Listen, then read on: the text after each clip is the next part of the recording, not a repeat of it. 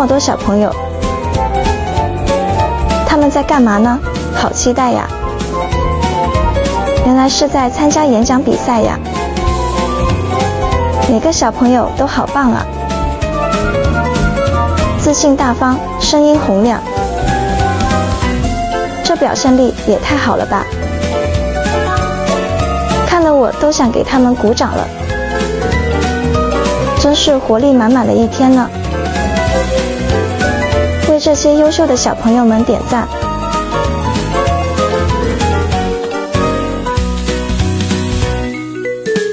Tetapi pada kami, generasi muda hari ini, generasi yang mesti dibentuk dengan ilmu, dibimbing dengan nilai dan dipandu dengan akhlak.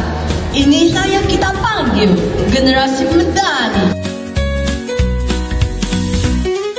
Dr. Saharudin Abdul Aziz, pensyarah Fakulti Sains Sukan, menyatakan kekuatan minda dan internet bergantung kepada kesihatan fizikal.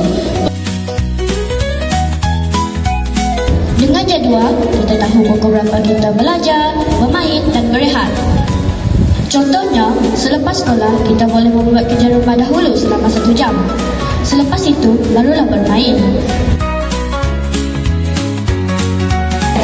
Hari ini, saya ingin menyampaikan sebuah pidato yang bertajuk Saya Anak Malaysia yang Berani dan Berbudi.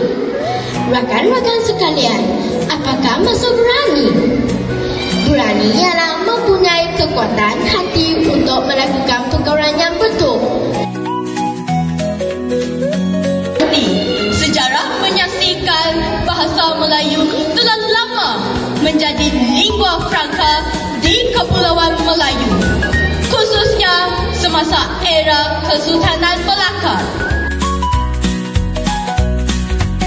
Hari ini, saya ingin menyampaikan pidato yang bertajuk Saya Anak Malaysia yang Berani dan Berbudi. Rakan-rakan sekalian, apakah maksud berani? Berani ialah mempunyai kekuatan hati untuk melakukan perkara yang betul, suka atau menakutkan.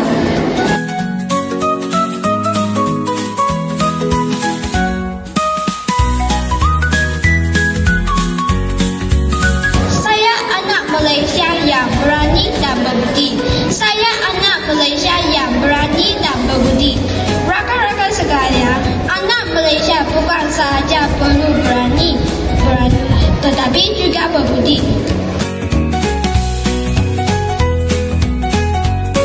声音有力量，信心最闪亮。每一次上台都是一次成长突破。